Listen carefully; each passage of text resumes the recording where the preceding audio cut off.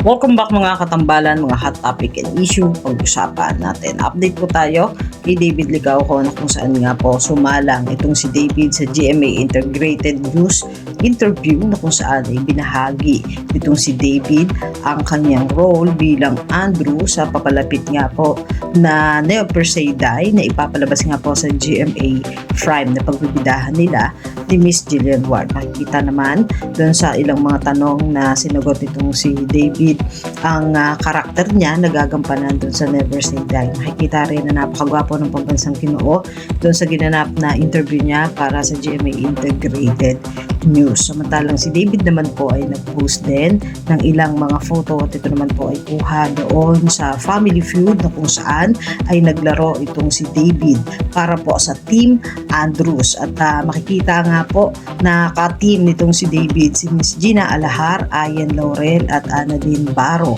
na kung saan ay naglaro itong sina David para po sa Family Feud. Makikita naman na nag-enjoy ang Team Andrew doon sa naganap na paglalaro nila doon sa Family Feud. Never Say Die nga po ay ipapalabas na sa February 2 sa GMA Prime. Samantalang si David ngayon ay nasa Panasonic naman at magkakaroon nga ito ng guesting para po doon sa Panasonic kung saan ay gaganapin sa SM Mega Mall Ground Level Mega Function Hall at ito nga po ay ngayong January 31. Yan po yung mga update natin ngayon kay David. Kayo mga katambalan, ano masasabi nyo? Mag-comment lang sa comment section at pag-usapan natin. Yan ang mga hot topic and issue dito lamang sa Tambalang JK.